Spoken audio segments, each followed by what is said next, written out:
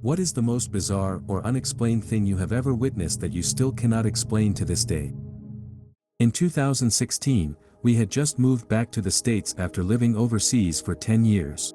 My daughter was born here but remembered nothing of it. When she was tiny, before we moved away, we would go to the local mall sometimes, to the play area and to ride the carousel. One afternoon in September, we drove over there so she could see the old neighborhood, and we went by the mall. It was almost completely shuttered, signs gone, parking lot empty, only a couple of stores left, food court shut down, carousel and play area gone. Even the theater across the road had closed. It was sad. This used to be a destination, supermall. When we got home, I told my husband about it, and he wanted to see, so the next day he and I drove there. What I saw was the only thing that has ever caused me to gape, mouth open. Fully open mall, signs intact, anchor stores still there, every space had a store, full of people, carousel going, play area full of kids, food court open, across the street the theater was lit up and people all around. I was speechless, literally. My husband started to tease me but saw the confusion on my face and stopped. We got back in the car and went home. My daughter fully thought I was joking until I took her back there. She was speechless. All of this is true. I do not know what happened that day, but it did happen. Neither my daughter nor I have viewed reality in the same way since. This happened while visiting my grandparents in upstate New York one summer in the early to mid-90s. We were driving back to their place from a relative's late at night and stopped at a red light. I looked out the window down the cross street, and in the middle of the street was a full-grown female lion. Not a puma, but a straight-up lion. I said, "Lion," and pointed, and my grandparents also said something like, "Oh shit, that's a lion," and drove off. I remember my grandpa called the sheriff to report it, but they kind of just made fun of him because why would a lion be wandering a small town upstate? Even if it was just a puma, they hadn't lived in the area for more than a century by that point. I watched a friend's dog for a month and grew pretty close to him over that time.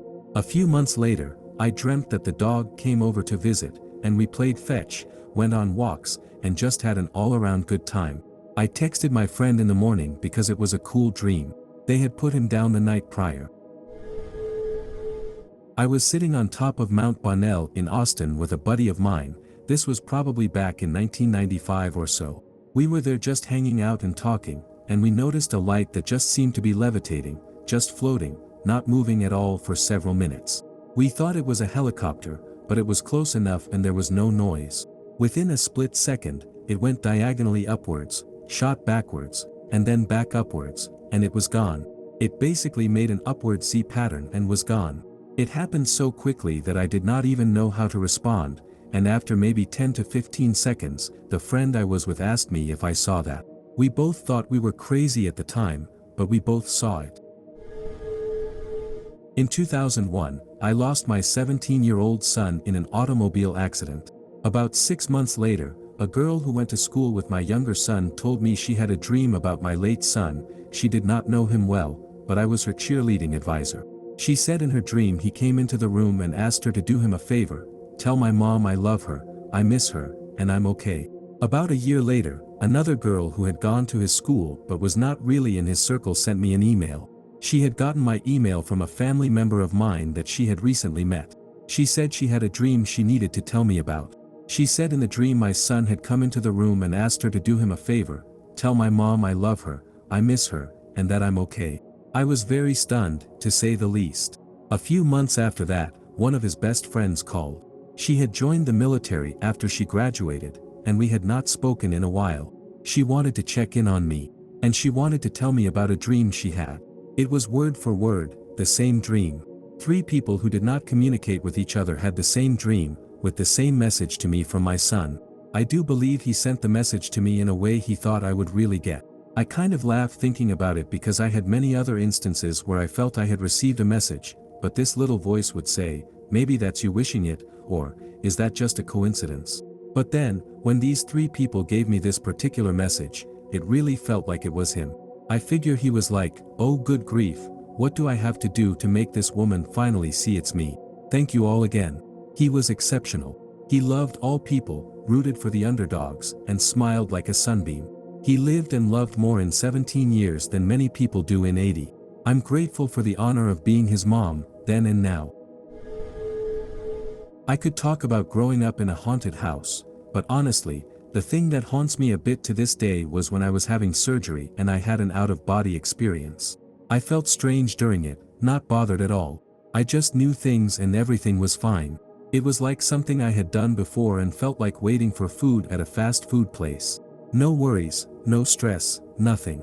But when I went back to where my body was awake mid-surgery and screaming and crying, "Where is he? Where is he? Don't leave me. Please don't leave me." I remember just kind of smiling and going back in, and all that stopped.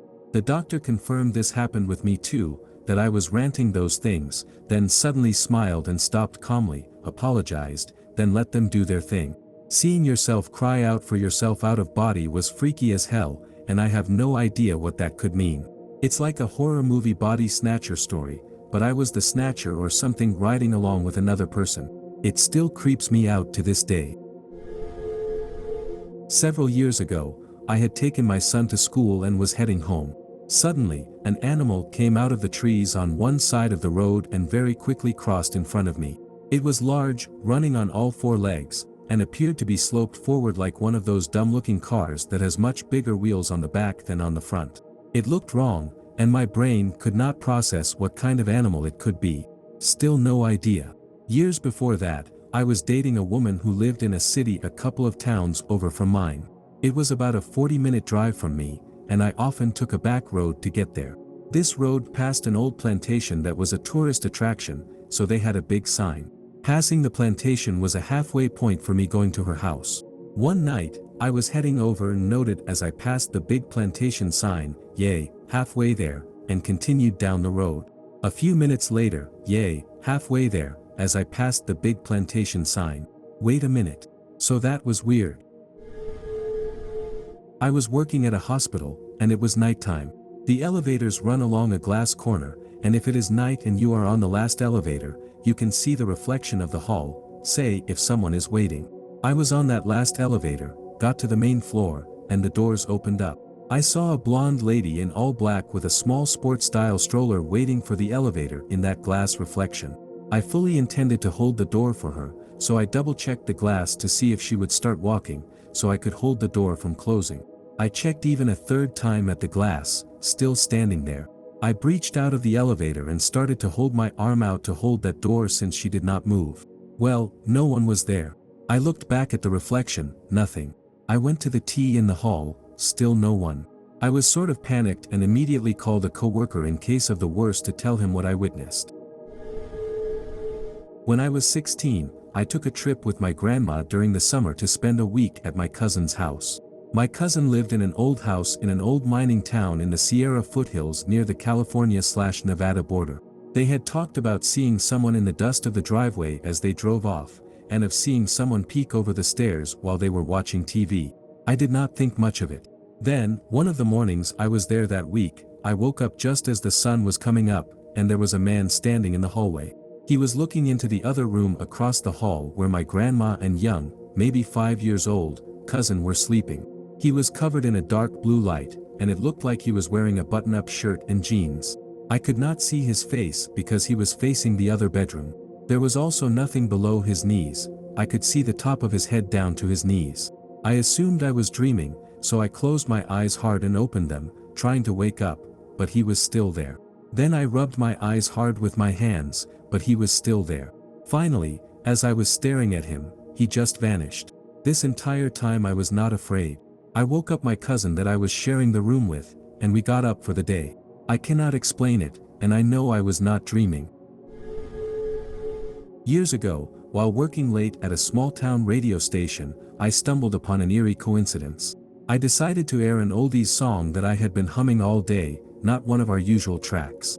Shortly after it started playing, an old man called in, his voice quivering with emotion.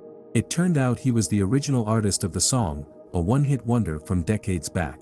He said he had not heard his song on the radio in over 30 years and just happened to tune in that night while driving through our town. The song was his late wife's favorite, and it was her birthday. The odds of that happening were so astronomical, it sent shivers down both our spines. It is moments like that, when the universe aligns in the most hauntingly beautiful way, that remind me just how mysterious life can be. I work the graveyard shift and sometimes take my lunches in my car to get away from my coworkers. I was walking back inside at 4:08 a.m. to clock in at 4:10. I had a habit of looking up at the sky to try and see the stars, but in the part of the city I was in, you could only see a few very bright ones. Anyways, I was looking up when suddenly I saw the sky light up. It was like another moon had formed, as bright if not brighter than the moon and just as big, and surrounding it was a green aura that reminded me of the northern lights. It traveled upwards, the green hue traveling behind it. I stood in awe, scared that if I dared to pull out my phone to record, I would miss even a second of it. The entire event lasted maybe 3 to 5 seconds and has been burned into my mind ever since. December 17, 2023, at 4:08 a.m. We were up at the lake cabin around the fire one night, looking at constellations and talking about the day. All of a sudden, every dog within earshot started barking intensely. Just as suddenly, they all quit, completely silent. We were all looking for something that could possibly be causing all the ruckus, and when they went silent, every star in the sky was gone. Total blackness. There was not a sound. Not a bug, not a frog, absolutely nothing. About 3 to 4 seconds later, the stars reappeared, and all the lake noises went back to normal. All 4 of us saw and heard the same thing. My husband, boyfriend at the time, was about to take a nap next to me. I saw him mess with his phone for a minute, and then we both took a nap. When we woke up, his phone was nowhere to be found. There was no one in the house besides us. We looked everywhere for this phone and could not find it. He loses things a lot, so we chalked it up to him misplacing it somewhere. About an hour later, I got a call on my phone from my boyfriend's friend Smuff. Apparently, someone had found my boyfriend's phone on the side of the road or in the road, I do not know. I did not get a detailed story. But they found it about 2 miles from our house on the way to town. Someone found it, took it to the main gas station on that road, and the gas station clerk called the last number dialed in the phone, which was Smuff. He did not have a lock on his phone at the time. So he came to pick it up and called me about it, and we got it back from him. Still to this day, we call that instance the Wormhole Incident. No matter how many times we have gone over it and talked it through, nothing about that whole thing makes any sense. 12 years ago, on a road trip back from a Blink-182 concert in Los Angeles, we were driving east through Arizona, headed back to Ohio on a 33-hour road trip because the other guy just loved Blink so much that somehow we had to do this massively long trip for just one concert. But that is neither here nor there. The real point was spending time with these 2 girls. I was driving at the point this happened. In the middle of nowhere, in the middle of the night, we came to a stop behind a bunch of cars waiting on some construction. The 4 of us were talking for a bit as we sat there, 2 girls, 2 guys, and I distinctly remember rotating yellow lights on the construction vehicles and lots of red light from all the rear car lights. A few songs played while we were joking and laughing, and one girl was smoking. Eventually, we were like, haven't we been here forever, and we started looking around. It is construction, who knows what the delay is. So we wait. It gets to 20 minutes, 30 minutes. Eventually, I am like, are the construction guys even moving? I get out of the car, and there are orange cones lined up everywhere. I am picking my way through. I swear to you, there is nobody in the construction vehicles. They are just sitting there. I am like, what the hell? This traffic jam is pointless, we need to just go around, and I look at the other cars to try to tell the drivers. I swear to you, there was nobody in the cars either. We had just been sitting in a traffic jam in the middle of nowhere in the middle of the night behind a bunch of cars and construction vehicles that were on, but nobody was in them. I jumped back in the car, and we took off like a bat out of hell. But to this day, I have no idea what that was about. It was not a hallucination, I was not asleep, all 4 of us saw this. Looking in other cars and seeing nobody in any of them. I did not stop to see if there were tracks in the sand or anything. Just F that. 5 years ago, I had surgery related to a cancer diagnosis. They took out my gallbladder, something like 50% of my liver, bile ducts, the source of the cancer, and rerouted some plumbing so bile could still flow and allow normal digestion. Some days later, that plumbing failed, in my surgeon's words, disintegrated, causing a bile leak into my abdomen. My surgeon said he had never seen that happen to someone who had not undergone a lot of chemotherapy. I had not had any other treatment by this point. So he had to go back in 5 days later in an emergency surgery to disconnect what remained of the plumbing and clear an infection that put me into sepsis, again. During the surgery, he had to put in a biliary drain bag which was to stay in an indefinite amount of time until my body healed enough to attempt the first surgery again. I was in such bad shape that the surgeon on call when I was rushed to the ER said at a post-op visit that he did not expect me to make it out of the OR alive, and my main surgeon confirmed this some time later. It started off needing to be drained of bile several times a day. Fast forward to a post-op follow-up at 3 months. The bag was not filling up with bile, and we began to worry it was clogged. Something did not add up because I was not symptomatic for excess bile. We knew it was not clogged because a nurse friend of ours had flushed it with saline and confirmed it had good flow. So at that follow-up, my wife and I started describing things to my surgeon, and he asked a few follow-up questions. With a slightly bewildered look on his face, he said something to the effect of, "There's a very slight chance that your body has made that connection again on its own. If so, you won't need another surgery for this. It's exceedingly rare though. I've only read of it happening once and in someone much younger than you. Something like 17. I was 38 at the time for perspective." He ordered scans after the new year, and the scans confirmed his suspicions. When he called my wife to share the good news, he explained it all to her, then said, "This shouldn't have been able to happen. I have no medical or scientific explanation for this. No physician I have talked to since has had an explanation either," with an acquaintance of mine, looking me in the eye after I told him and said, "That doesn't happen." Not in the sense of doubting the story, but more in the sense he had never heard of it happening either. Fast forward to a couple of years ago. I have since moved, and my surgeon texts me and says he's coming through town with his family and wanted to get coffee. I had been sending him cards on the surgery anniversary and Christmas cards. So my wife and 2 kids and his wife and 3 met at a Starbucks for a couple of hours. He confirmed the rarity of my case, even 3 years later. He said he called up 2 former, since retired, mentors of his from his med school residency fellowship days and explained my case and asked them if they had ever seen or heard of something like this happening, and neither had. I'll add that my surgeon was at the time the chief of multi-organ transplant surgery at the major hospital system in a big city, and is now the surgical director for liver transplant surgery at a cancer center. I was about 17, so this is over 20 years ago. I woke up in my room and started getting ready for school. I heard my mom yelling for me to hurry up. She sounded unusually angry. I started going down the hall towards her voice as she still rambled in anger. I could hear her doing the laundry as I got closer. I turned the corner to the laundry room, and my mom was disheveled looking, still wearing her nightgown and robe, and running the dryer and loading the washer in a frantic manner. It spooked me because this was very out of character. In the morning, she was always showered and dressed and heading out to work. She dressed up with nice clothes and heels and makeup and jewelry, the works.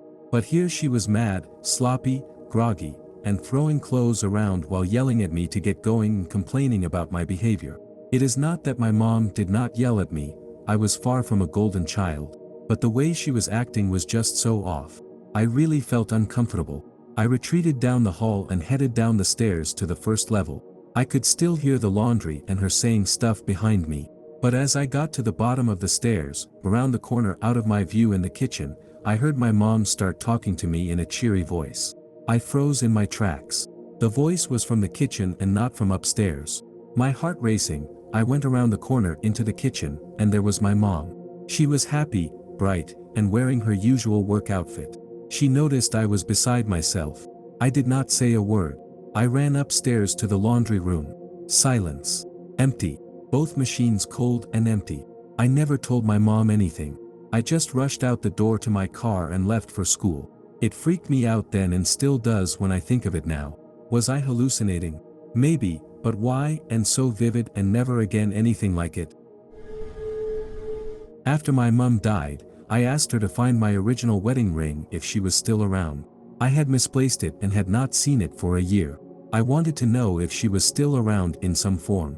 I had forgotten my request until one evening weeks later when I noticed something strange in my budgie's cage.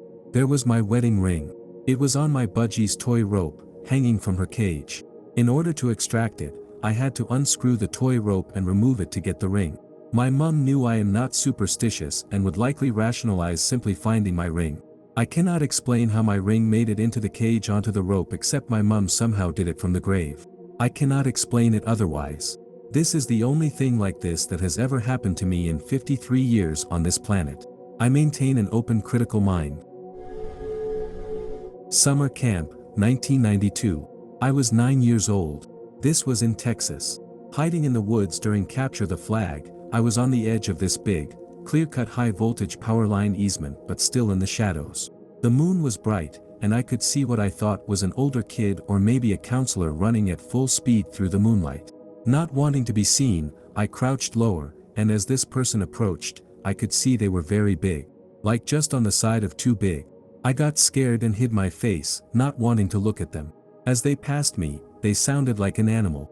Like a bull almost. Heavy footsteps and snorting. When it passed me, I looked up and could see the shadow. The head was elongated, even beyond the distortion the moonlight's angle was causing. It was tall and wider than it should have been. No idea who or what that was. My grandfather and I loved to fish. I still do. As he got older, we would go to a small community pond just behind the house because he could not drive to the main lake anymore. As he aged, he got Alzheimer's and was eventually put into a nursing home because my grandmother could not care for him anymore. He was constantly running away and would be found just walking down the road headed to the lake because he wanted to go fishing. We took him fishing a few times while he was there, but it was difficult and we had to stop. They wound up putting an alarm ankle bracelet on him after yet another escape, which took 2 days to find him. Yeah, negligent home, but this was the early 80s and things were just different then. Anyways, one day I was sick and stayed home from school. I was about 10 years old, when our doorbell rang. I was laying on the couch, and my mom asked me to get it as she was in the bathroom. I opened the door, and Grandpa was standing there asking if I wanted to go fishing with him. I kind of freaked and ran to get my mom, leaving him on the porch but did not close the door. Mom immediately came out, and when we got to the door, he was gone. We both walked the whole block looking for him, and when we could not find him, Mom called the home to let them know what happened. She was furious because he had that alarm on and it was supposed to have alerted them the second he stepped outside. They were, of course, confused and said they would check on it. She got a phone call several minutes later, and they said that they found him lying on his bed. He had passed away in his sleep. Mom and I were messed up for a long time after this and could only assume it was his way of saying goodbye. That was hard to type through my tears. When I was in junior high, I went to a remote camp with school. One day, we canoed to a small island to camp out for the night. It was so dark with no light pollution, so we were stargazing around a small campfire. I am not sure which we noticed first, but we heard a loud humming noise and noticed an odd star formation above us. There were 4 stars in the shape of a diamond with a star right in the middle. We wondered what it might be while trying to figure out where that humming sound was coming from. We were in such an isolated place. Suddenly, the 4 stars forming the diamond shot off in different directions, leaving just the middle star. After a moment, that star shot off too, and it was instantly eerily silent. We did not sleep well that night. When I was around 10 years old, I woke up early on a Saturday morning to watch cartoons. I have 4 other siblings, so I wanted to make sure I got a bowl of cereal before it was gone. Our house was pretty small. The living room was separated by a wall with 2 ways in and out of the kitchen. I went to the kitchen and put my bowl on the counter. I went to the living room to sit on the couch. Before I could even turn on the TV, I heard the bowl hit the kitchen floor, and I could not move. I tried to get up from the couch, and I was frozen. I do not remember being afraid. I was mostly confused as to why I could not move. After about 10 seconds, I shot up from the couch and walked to the kitchen. The bowl was still spinning in the middle of the floor. That is when I became afraid. I slowly backed up to the kitchen wall that led to the landing area. The room I shared with my sister was in the basement. I mustered up the strength to call out her name, all the while keeping my eye on the bowl. She heard me and came up the stairs looking very sleepy, and we both stared at the spinning bowl. It then stopped, and we both looked at each other, and she walked over to it and kicked it. It hit the lower cabinets, and I grabbed it and tossed it in the garbage. That is when my parents came into the kitchen to yell at us about making a bunch of noise. We were just speechless and went back downstairs. I have not thought of this in years. I am hanging out with my sister on Sunday. I might ask her if she remembers anything else. I went on vacation. Unplanned road trip. Just get in and go. No itinerary. Day 3 was at the Rock and Roll History Museum in Ohio. This is about 800 miles away from where I live. I was in the Elvis exhibit and I backed up and bumped into another person. I turned to apologize, and the other person turned to face me. It was my brother, who lives only 40 minutes away from me.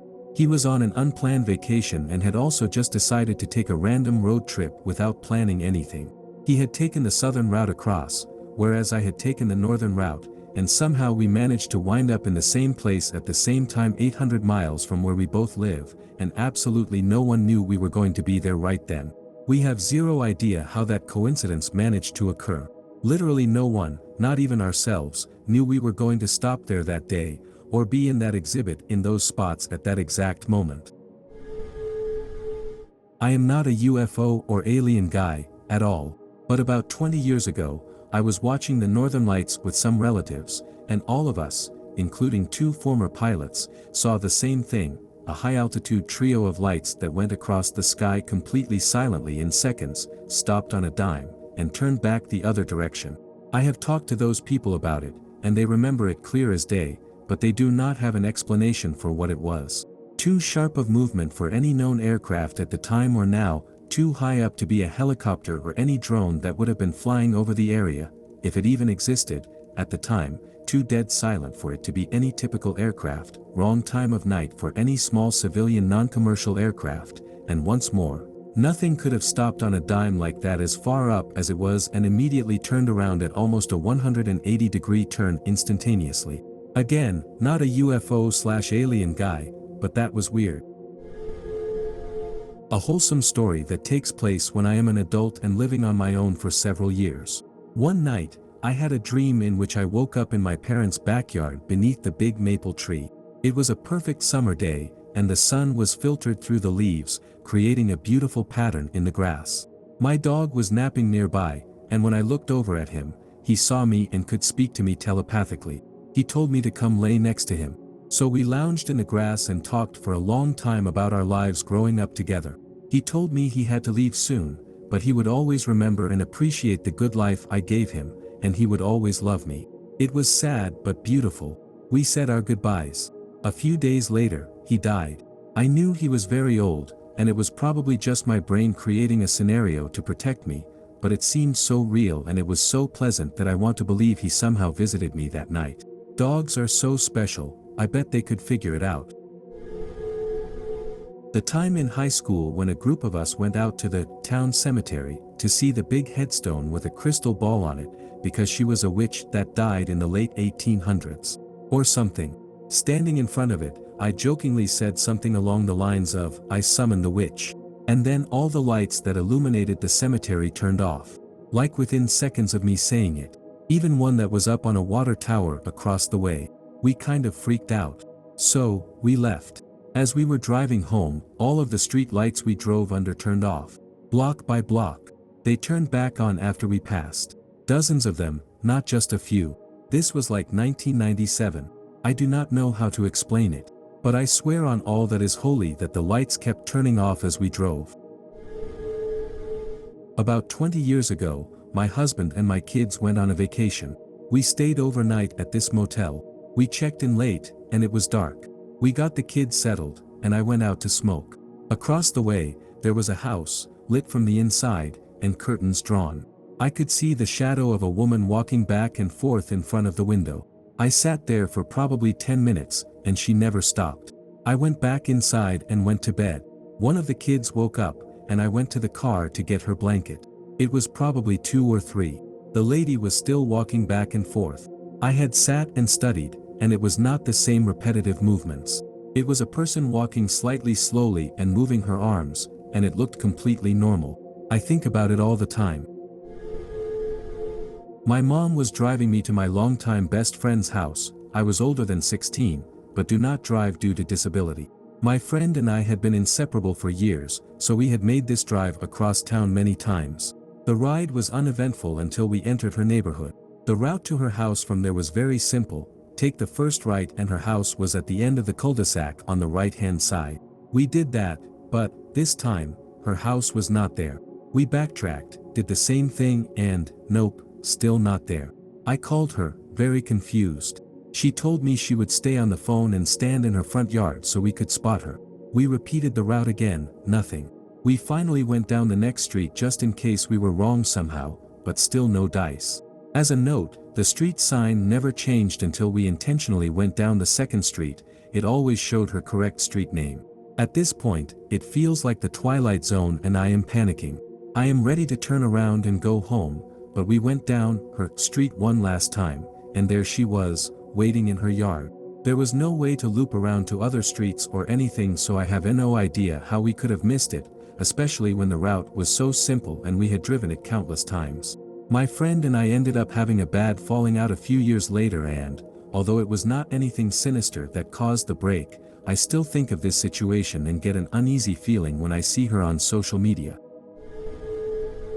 Sleep paralysis was not well known when I was a kid, and I am still not sure it can be explained 100% by science.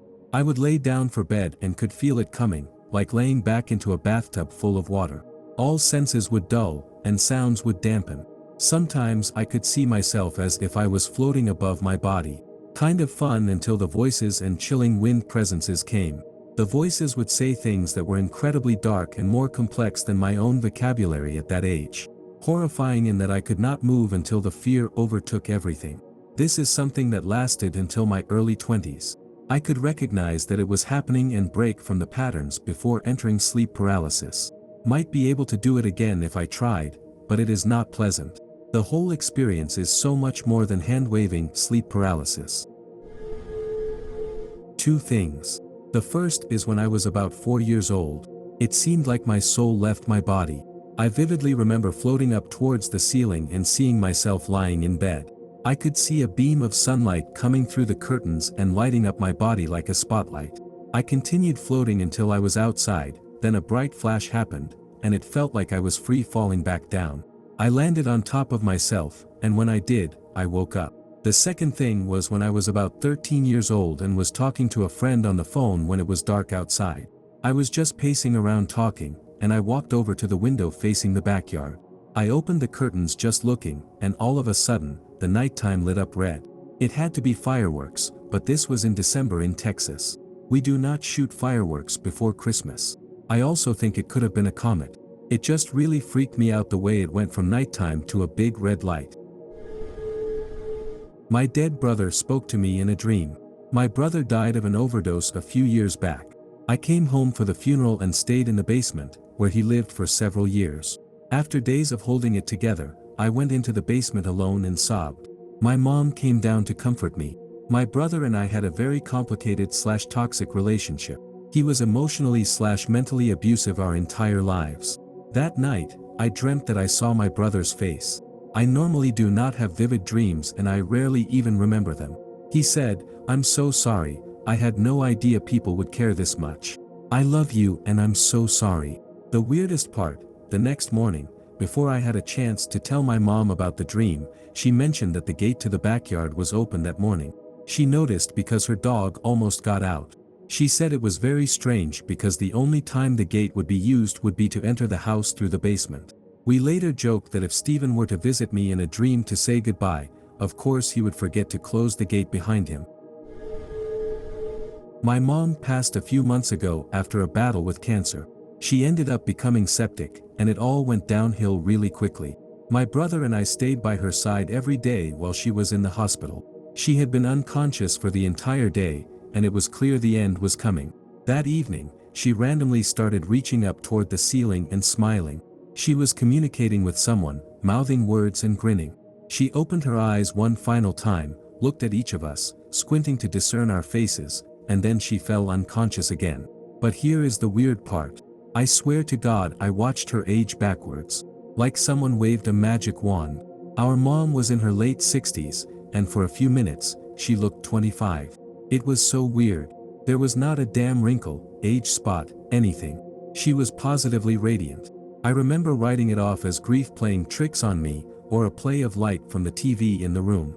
A nurse comes in a little while later, and the three of us get to talking about how much time she has left. I forget how he segued into it, but my brother made a comment that it was strange how drastically a person's face could change close to the end, and that mom looked so young. I was like, "You saw it, too?" And he says, "Yeah.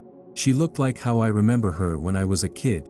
She looked beautiful. She was 20 when she had him." I could not believe it. We both saw her de-age before our eyes. I looked it up later, and apparently, it is a real phenomenon. My husband and I went to a music and arts festival in a tiny town a few hours away from the larger city we live in.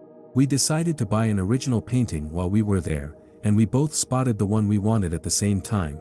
It just caught both of our attention profoundly. The artist did not want to part with it but could tell we were bummed, so she decided to let us buy it. She gave us a business card, and her artist name was Squidney Lou. A couple of years later, we went out for some drinks and met this guy at the bar. We really hit it off with him and were having great conversations. He asked us to go to his place to hang for a bit, and we decided to go, which we have never ever done before or since. We usually keep to ourselves and do not go to strangers' houses randomly. We were just talking and playing a board game when, out of nowhere, this guy gets up and grabs a singing bowl and starts using it, making it sound pretty cool. He says, "My friend Sydney made this, she is an artist." I asked if she went by Squidney Lou and pulled out her business card that was still in my wallet. It was her. We were all stunned silent. It is still a completely shocking coincidence that blows my mind to this day and makes me think art can have some kind of transcendent power. I am a trucker, and one night about 6 months into my driving career, I was on some random Texas back road in the middle of nowhere. The kind where there is maybe a town every 150 miles, it seems like. I stopped in an area I dubbed Trucker Make-A-Spots, to do a 30-minute break and to let out my dog. When I was taking out my dog, I saw a red light about 6 to 8 feet in the air out in the bushes about 100 yards from where I was standing. Anyway, long story short, it came out of the bushes even with my yelling that I had a firearm. I did not, and when my dog would not get back into the truck, I had to pick her up and throw her in there. I was able to get the doors locked by the time this thing came crashing into my truck. I left, violated my log book, and found a better place to take a break. In the morning, you could see a slight dent in the side of my truck in certain light. I have never been able to really find that road or that pull-off again, despite being down in that area hundreds of times since. It was not an all-terrain vehicle, nor was it some idiot with a light on their hat or something else. It was not even a cow or a deer. The fence beside the road was about 13 feet high as well. It was strange and weird, but it scared the shit out of me. During the pandemic, I spent a lot of time alone in Blue Ridge Mountain, Jefferson National Forest. I used to drive off 81 and park, then hike and look for cool little swimming holes and just enjoyed the beauty.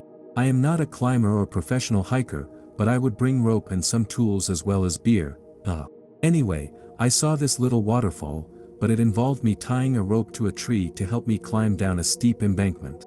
Once I was down there, I immediately smelled the stench of something dead. On a large rock, there was a pretty big animal, probably a deer or possibly the remains of a bear, but just totally ripped apart and unidentifiable. Like blown apart or turned inside out but placed perfectly on this large boulder. I immediately climbed out and left the area. As I was headed back towards my car, I heard a strange sound, like a clicking, like an insect but very loud. About a week later, I was back in that area at a secluded swimming spot I had found that was much closer to my car. I had my folding chair in the water and my cooler nearby, and I was just staring down the stream watching the clouds and enjoying nature. I saw something large moving around in the trees. Sounds crazy, but like the movie Predator but slimmer. It was that kind of camouflage. I heard the loud screechy clicking again. I felt like I was being watched. I had a small .22 nearby with a full clip, bears. Before somebody lectures me about guns, these are smaller black bears in Virginia, and the rounds I had were fine. Anyway, got the hairs on my body standing up, I felt like I was being watched. I packed up and left. Another day, I was in that area again and had just pulled off the road to look around, and this time the screeching happened immediately and was louder and more aggressive. Almost like, get the fuck out of here. A month or so later, I was at a cookout in Raphine, Virginia, which is also off 81, and was talking to some old-timers about the area. I felt comfortable sharing my story because one guy had a really convincing ghost story he told us. I told the story about what I saw in the trees, and one guy said he had seen it too while fishing in a stream. He described the noise too, but he said it sounded like a bad fan belt in a truck crossed with clicking. His story was that he felt something behind him and turned around and saw that same blurry camouflage silhouette pass behind him. He described it more like a huge insect body type. I googled all this stuff and went down podcast rabbit holes, and it sounds like what people describe as Glimmerman. I know what I experienced and how it made me feel. I feel like I had some validation too. I was in an abusive relationship from the time I was 18 until I was 20. Not physically abusive, but mentally and emotionally. He was controlling, manipulative, and just downright mean. Our relationship was on and off. He would get mad at me for something, like me going to get lunch with a couple of friends for an hour or two, and break up with me, and then I would stupidly take him back a few weeks later. When I was 20, my dad took his own life. My boyfriend tried to initiate sex the night of his funeral, and I refused. He told me I was being selfish to deny him, and I called him an asshole. He then dumped me 5 days later because I was too emotional and he could not handle it. Well, about a week and a half later, he love-bombed me, and we got back together. We were in the car on the way to get food somewhere, and I was driving, because he did not even have a car. He was yelling at me and berating me for something or other. I honestly do not remember. When I glanced in my rearview mirror, as I normally do while I am driving, I saw my dad sitting directly in the middle of the back seat, staring at me with very sad eyes. I gasped and turned around, and he was gone. My boyfriend was saying, "What? What?" over and over again, and then started yelling at me again. I pulled over and told him to get out. He refused.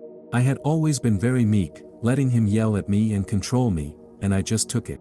But that day, I turned on him in the car, got in his face, and screamed at the top of my lungs, "Get the hell out of my car right now." He actually flinched, went pale, and his face dropped. I wish I could have taken a picture of it. He quietly got out of my car. I locked the doors and drove off. I blocked his number, his Facebook, his email, everything. That was it. A few days later, he tried coming to my house, and I had my older brother answer the door and tell him to go away.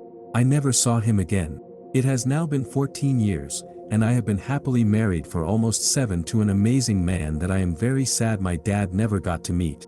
I still credit my dad for getting me out of that abusive relationship. The day before Thanksgiving in 2020, and the night my ex-boyfriend's mom died, I experienced something extremely strange. Some background: she had always had an addiction issue. She and her husband came into some money, I think stimulus, in October of 2020, and she then left all her children with her mother. There were a lot of issues that led to this, but eventually, my, now ex-boyfriend's dad ended up taking them all in. So fast forward to November 25th, 20, she made plans to visit all the kids at his father's apartment. My boyfriend had a lot of issues with her, and they were not entirely in the best place, so I offered to stay there with him for support. She came around 11 p.m., brought everyone gifts, and I remember falling asleep around the time she was leaving the house. Around 3:30 a.m., I woke up and heard her in the living room. I was confused at first but just assumed something happened with her ride. But I had such an intense feeling that she was leaving right then and my boyfriend needed to get up and say bye to her. I tried to wake him up multiple times, but he would not budge. The entire time, I could hear her saying goodbye to everybody. Finally, the door cracked. It was super dark in the apartment, so I could not really see anything, but I heard her say, "Bye, his name, I love you, my name, please take care of him." I said bye back, and then the door shut. I heard the front door close, and I fell asleep. I woke up around 7 to the news that she had passed at 3:30 a.m. I never knew how to explain it, and it always felt so eerie, but I know I heard her, and it always creeped him out when he remembered that I woke him up at the same time and insisted he say goodbye. My husband's best friend died in a motorcycle accident, so I began caring for his elderly mother. I took her to a little ice cream shop downtown, and a customer at the counter was mumbling to himself. He looked like a retired rock star who had completely fried his brain, with tiny jeans, tank top, long hair, and tattoos. As we were ordering food, he began muttering louder, still mostly incoherent, as he handed the cashier some cash. We figured he did not realize we ordered, so we waited for him to be served and move on. As we went to pay, the cashier informed us that the guy had paid for our order.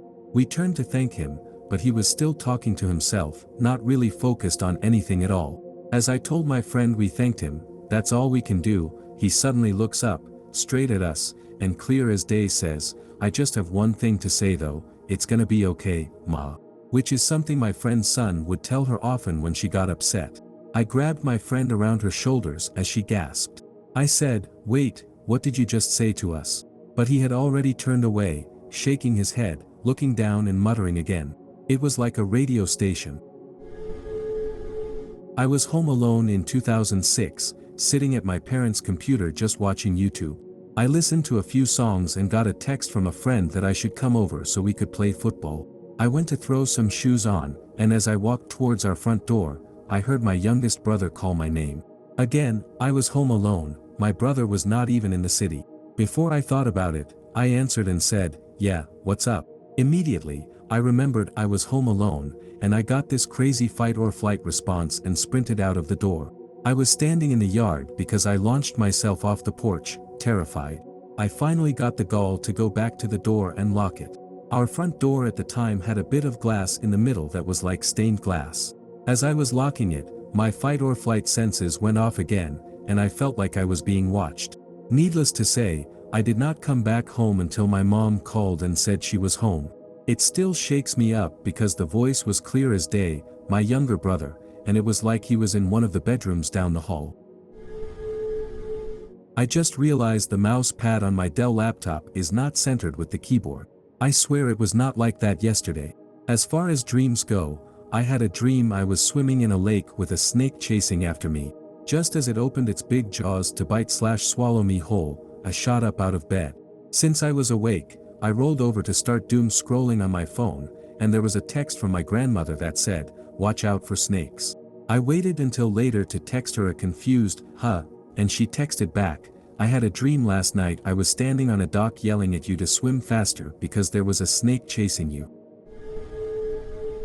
We used to feed a stray cat, would have taken her in, but she refused to come inside and panicked if we tried to pick her up, though she liked being petted. One morning, my significant other was leaving for work and found her lying on our lawn, having obviously been hit by a car. He brought her to the vet, who said there was nothing to do because her injuries were too severe, so they put her down. A few days later, I was outside and saw a cat that I could have sworn was the same one. I called her, and she came over in the hesitant manner that our girl always did, and let me pet her for a moment while I stared at her like, "This can't be. It could have been a clone of that cat." A minute later, she seemed to see something in a neighbor's yard because she got still and stared in that direction. She meowed once and ran off. I never saw her again. It's silly, but I like to think it really was her, and she came by one last time to say goodbye. My dear friend Mike passed away back in 1991. We were super close. By definition, we were best friends. I never got to say goodbye to him. This has weighed heavy on me since hearing of his death 30+ years ago. Since his passing, to my recollection, I have never had any dreams which included Mike. Last winter, my wife and I were on vacation in Hawaii. During one of my nights' sleep, I heard a loud, clear knock at the door. I opened the door, and there Mike stood. He looked at me as I did the same to him. We both said nothing, just smiled at each other, then hugged for a short time. Then I woke up. I looked around in disbelief, with tears streaming down my face. I guess that was the closure I had been so desperately yet silently seeking. I love you, Mike. Thanks for stopping in. Summer of 1995, my then 13-year-old daughter and I were in San Antonio, Texas, driving home late at night after a dance recital dress rehearsal downtown near the Alamo. We were stopped at a long red light. I looked out the passenger's side window and saw a man sitting on the ground, his back leaning against a light pole. He was about 25% larger than an average person, similar to enlarging something you print. It took me a minute to realize his size was unusual and to register that he was wearing a big sombrero and old-looking Western clothes, including cowboy boots. He was initially looking down as if asleep. He raised his face up as I watched him. He had tan and weathered skin, a bushy dark mustache, brown eyes, and a peaceful face. It seemed there was a crowd of people around him, and he was illuminated by the light above him. Suddenly, I realized I was looking at Pancho Villa and could see him in great detail. I called out to my daughter, "Look, it's Pancho Villa," recognizing him from pictures I had seen. She saw him too. We looked at each other, then back at him, and he was gone. No one was around, and it was very quiet at about 1 a.m. The stoplight was still red, and it all happened really fast, but it felt like time went backward. One weekend when I was 4, my family was going to my uncle's house for the weekend. My mom told me to pack my suitcase, so I packed my 3 favorite fancy dresses and all my favorite books into my suitcase.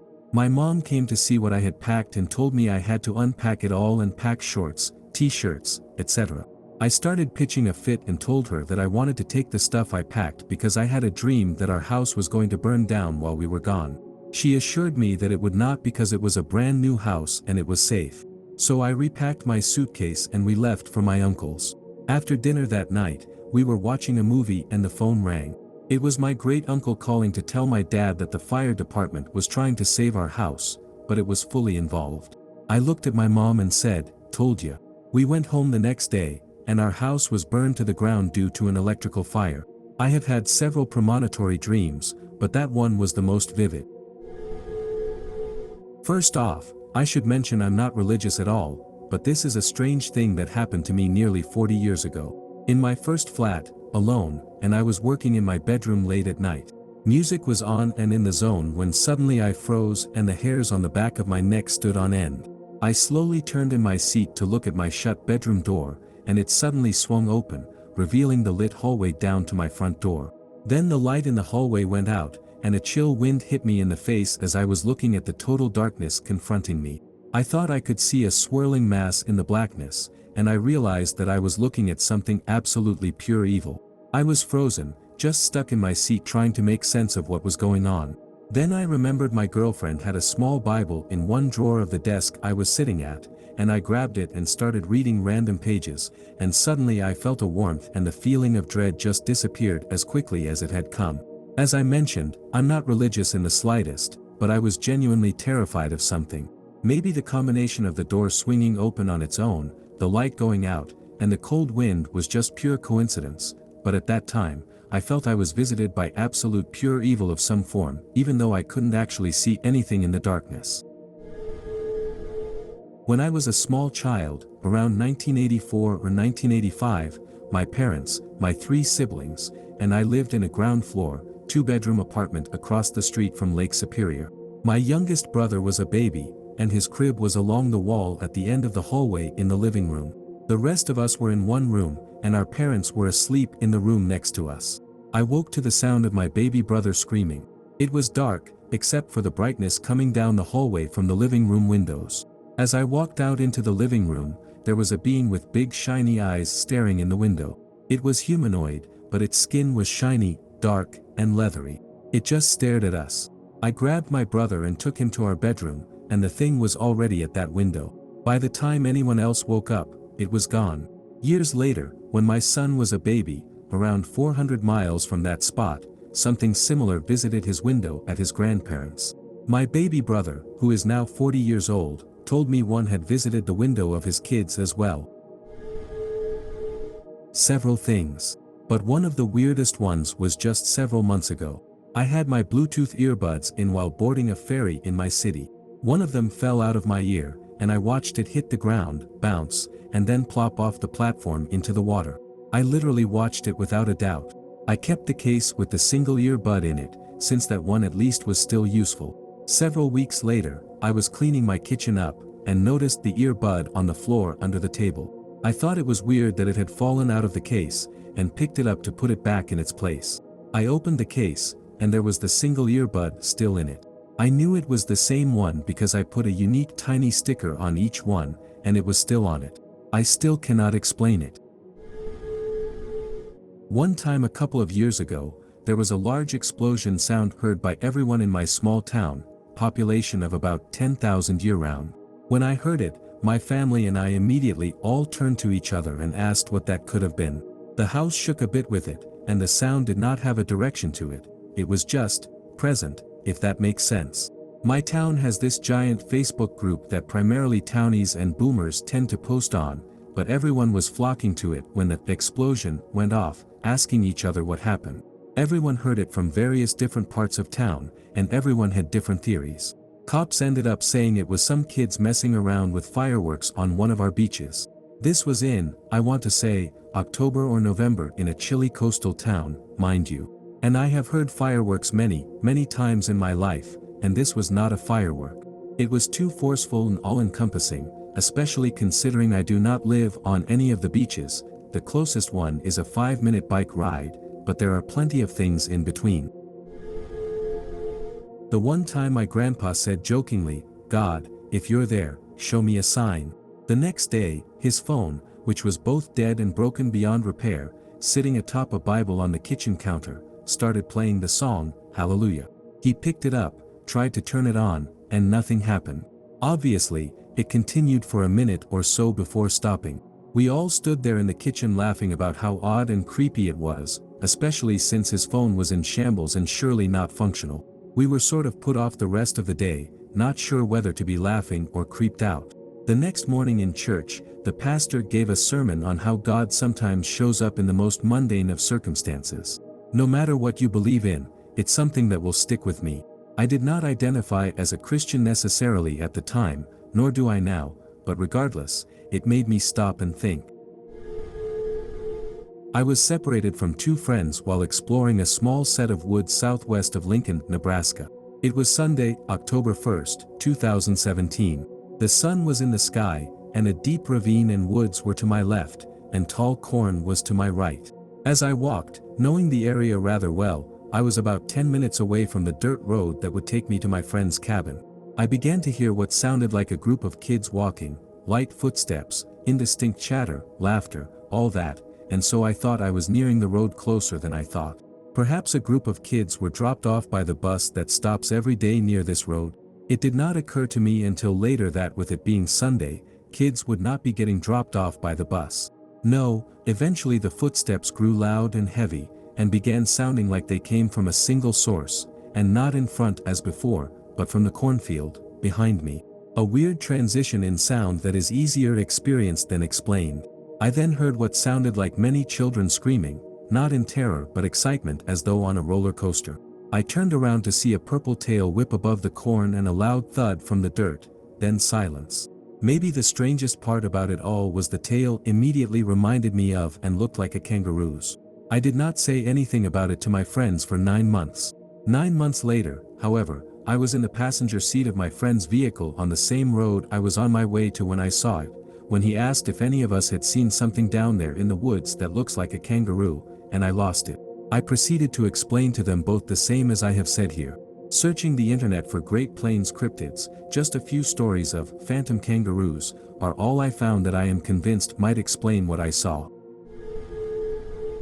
Driving back from Taco Bell as a teen with my sister and 3 of our girlfriends. The friend's house we were staying at was directly across from an empty field. We were all 100% sober. There are a couple of streetlights on the side where the field is. I glance over and see a little girl standing under one of the lights. She's blonde with pigtails and a blue dress. I'm thinking, what is she doing out here so late? As we pass, I turn my head toward the girl, but it's not a girl now, it's a dog, and it runs off into the field. I gasp, and my sister in the back seat starts describing the exact same thing, with our other friend jumping in with details, the same exact details I saw.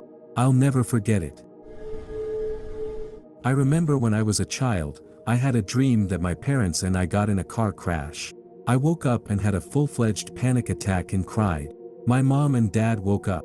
Then my mom went to the kitchen to get me some water, and she found the stove was on, probably for hours. Since she cooked dinner at 6, it was on from 6 until around 1 a.m. on full. My dream was around 1 a.m. If I didn't have that dream, maybe the house would have burnt down or come close to burning down. I've run into my mom and a deceased friend in the same woods long after both passed away, my mother in early 2021 and the friend in early 2022. Both passed away due to suicide. These were separate incidents, but at one point in our encounters, both of them separately asked me to follow them. In one particular time, My mom made a gesture as though she would hug me. She told me if I came with her, we could be together again and that everything was going to be alright. I declined each time. I haven't seen them again for about a year and a half. Both were confirmed dead before these encounters, and my mother's remains were cremated, so I don't know who I saw. I didn't attend my friend's funeral, but I, along with everyone else in the area, know he is actually gone. I don't know who they were or how they looked and sounded exactly like my mom and friend. I like to think they visited me due to the fact I was mourning and having a very hard time, but I can't help but wonder if those incidents were paranormal, hallucinations, or imaginary. I've been hooked on learning about the paranormal. I've come to other explanations, but none of them are plausible. I'm just glad I'm still here and that I didn't follow in their footsteps. I wonder if the whole thing was in my head, and that if I followed them as they offered, I would have ended my life.